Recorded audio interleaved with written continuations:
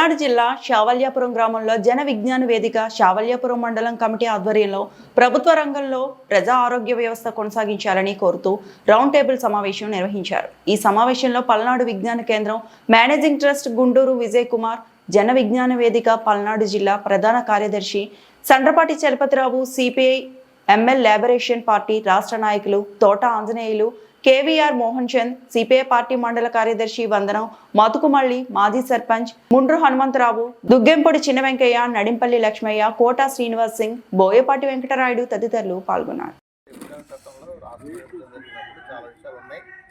చాలా విషయాల్లో భాగంగా యూనివర్సిటీలో 11 యూనివర్సిటీలు వారు ఇంకా 11 యూనివర్సిటీల్లో బోర్డులు ఒక 6 యూనివర్సిటీకి బోర్డులు పెట్టారు. దానికి కావాల్సిన పూర్తి ఎక్విప్మెంట్స్ అన్నీ కూడా రాలా.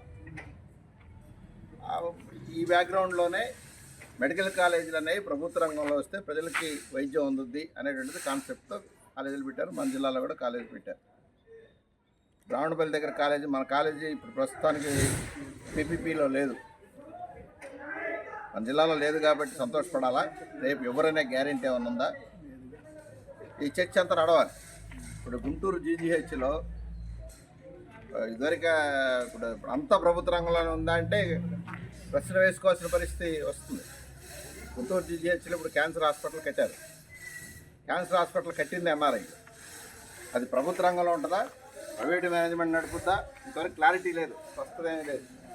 ప్రస్తుతానికి ప్రభుత్వం నడుపుతుంది. కానీ వాళ్ళు అనిపిస్తే ఏంటంటే మొత్తం అంతా పూర్తయిన తర్వాత స్కూల్ విధానం ఎత్తేస్తే ధరలు అందరికీ అందుబాటులోకి వస్తాయి, ధరలు అంతర్జాతీయ తగ్గినప్పుడల్లా ప్రజలకు మేలు జరుగుతుంది.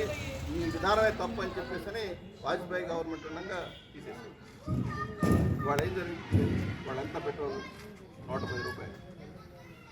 అంతర్జాతీయ మార్కెట్ క్రూడ్ ఆయిల్ ధర ఇప్పుడు చర్చ అంతా నడుస్తుందంటే ఇప్పుడు ట్రంప్ టారిఫ్ల గురించి చర్చ అవుతుంది. మనకి ఎందుకు పెనాల్టీ వేసాడు? మేము రష్యాని, అది ఉక్రెయిన్ మీద యుద్ధం చేస్తుంది, అందుకని రష్యాని మీద ఆంక్షలు విధించాం. ఆ రష్యా దగ్గర ఎవరు ఏమి కొనొద్దన్నాం, మీరు ఆయిల్ కొంటున్నారు అని. ఎందుకు ఆయిల్ కొంటున్నారు? భారతదేశం ఎందుకు కొంటుంది రష్యా దగ్గర ఆయిల్? తక్కువ వస్తుంది. వాస్తవంగా భారతదేశం తక్కువ వస్తుంది కొన్నప్పుడు మరి ప్రజలందరికీ రావాలి కదా. అమెరికాలో, రష్యాలో తక్కువ కొనుక్కొస్తే ఆ తక్కువ కొనుక్కొచ్చిన ప్రజలకు చేరాలి కదా. మరి ప్రజలకు చేరట్లేదు కదా. అది వీటన్నిటి మీద చర్చించేవాళ్ళు ఇదివరకు. ఇప్పుడు ఆ చర్చలు పోయినాయి. ఇప్పటికైనా చేస్తేనే భారతదేశానికి భవిష్యత్తు ఉంది, భారతదేశంలో ప్రజానీకానికి భవిష్యత్తు ఉంది, రాబోయే తరానికి భవిష్యత్తు ఉంది. వాళ్ళందరికీ ఈ విషయాలు తీసుకెళ్ళాలి.